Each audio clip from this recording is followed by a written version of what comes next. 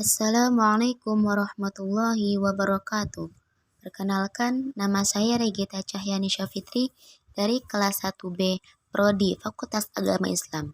Di video ini saya akan menjelaskan apa itu hukum cerita-cerita Israiliyat dalam Al-Quran.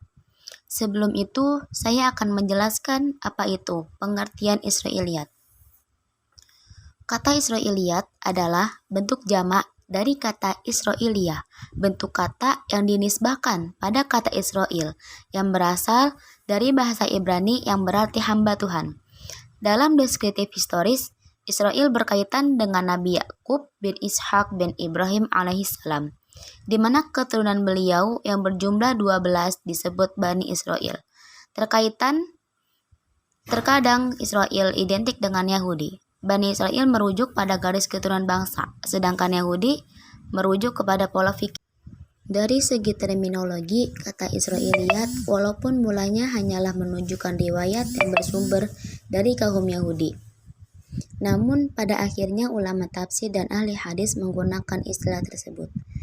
Dalam arti yang lebih luas lagi, Israiliyat adalah seluruh riwayat yang bersumber dari orang-orang Yahudi dan Nasrani. Ada pula ulama tafsir dan hadis yang memberi makna Israiliyat sebagai cerita yang bersumber dari musuh-musuh Islam, baik Yahudi, Nasrani, ataupun yang lainnya. Selanjutnya yaitu Israiliyat dalam tafsir Al-Quran. Dengan kata lain, adanya kisah Israiliyat merupakan konsekuensi logis dari proses akulturasi budaya dan ilmu pengetahuan antara bangsa Arab jahiliyah dan kaum Yahudi serta Nasrani. Pada saat Rasulullah Shallallahu Alaihi Wasallam masih hidup, kisah Israiliyat tidak banyak berkembang dalam penafsiran Al-Quran, sebab beliaulah satu-satunya penjelasan ataupun mubayyin berbagai masalah yang berkaitan dengan Al-Quran. Para sahabat bisa bertanya langsung kepada beliau perihal ini ataupun perihal isi dan maksud Al-Quran. Hukum menjadikan Israiliyat sebagai tafsir Quran.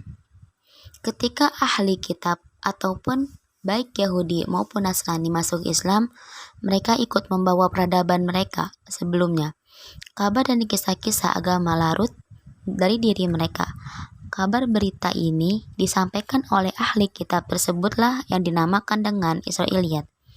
Seperti sebutan nama-nama mereka yang termasuk Ashab Al-Kahfi, warna anjing peliharaannya dalam surat Al-Kahfi, ukuran kapal Nabi Nuh alaihissalam ketika membawa seluruh jenis makhluk hidup saat terjadinya banjir bandang, warna kayunya dan lainnya sebagainya. Semua itu memerlukan kesahihan riwayat untuk bisa diterima. Qala Rasulullah sallallahu alaihi wasallam la tasdaqu ahlul kitab wa la takdibuhum wa qawlu amana billahi wa ma anzalna ilaina, akhrajahul Bukhari. Hukum meriwayatkan kisah Israiliyat ada dua, yaitu yang pertama, kategori Israiliyat. Umumnya tidak berkaitan dengan kaidah-kaidah keagamaan dan keduniaan bagi orang mukallaf. Misalnya, tentang nama Ashab Al-Kahfi, jumlah mereka dan warna anjingnya. Yang kedua, yaitu Israiliyat kategori ketiga.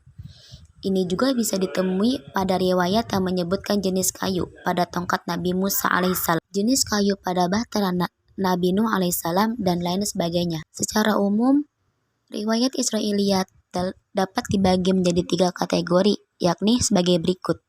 Yang pertama, yaitu Israiliyat yang telah diyakini kebenarannya berdasarkan keterangan yang ada dalam ajaran Islam. Yang kedua, yaitu Israiliyat yang telah diyakini kedustaannya karena bertentangan dengan syariat Islam.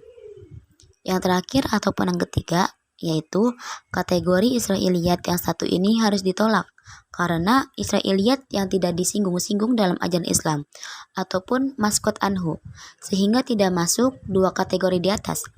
Terhadap hal ini, umat Islam tidak boleh mempercayainya, tetapi juga tidak boleh pula mendustakannya. Namun, jumhur ulama memperbolehkan mereka untuk meriwayatkannya. Yang terakhir itu ada prinsip Israiliyat.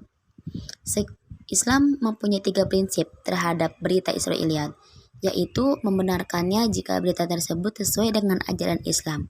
Selama ini selama tidak berhubungan dengan akidah dan hukum, menolak berita Israiliyat yang batil dan yang tidak berdasarkan yang kuat. Ada juga yang tidak disikapi dengan mauquf cerita Israiliyat yang tidak termasuk bagian pertama dan kedua. Sekian, terima kasih. Wassalamualaikum warahmatullahi wabarakatuh.